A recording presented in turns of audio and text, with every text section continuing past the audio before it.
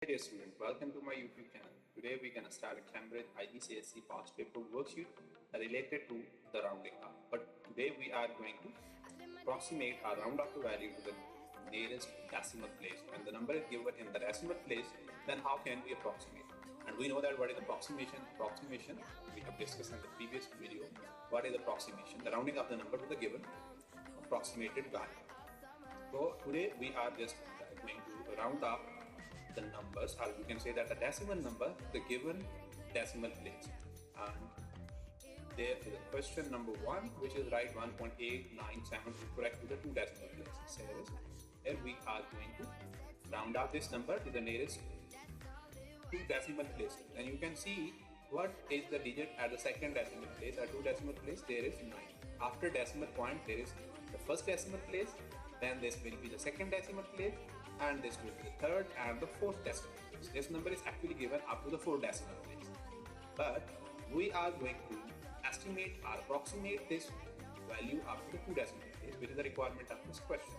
So you can see what is the value or the digit at second decimal place, which is 9. Then what is the digit after this second decimal place, which is given in the question. The next digit is 7.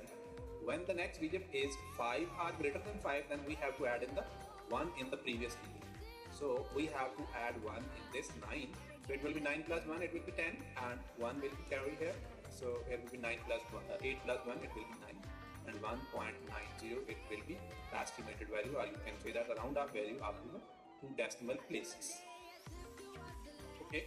Next question is question number 2. Again, question number 2 is write 0.041907 up to 3 decimal places. Now we can round up this number up to 3 decimal places. We have to check what is the value at third decimal place, which is 0. This is the third decimal place. Then we have to check what is the value next to this decimal place, which is 1.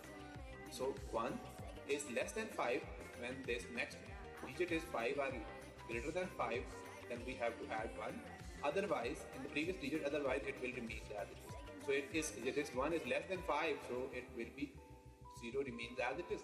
And the remaining digit 4, 0 will also remain as it is. So its approximated value is 0.04. Then question number 3 is write 15.0782 correct to the one decimal place. And we know that this will be at one decimal place. What is the digit? There is 0. And what is the next digit, which is 7, and greater than 5? When it is greater than 5, then we have to add 1 in the previous digit. And when we add 1 in 0, we know that what will be here 1. So 15.1 is the value, our estimated value, rounded up value up to one decimal place. Next question is question number 4.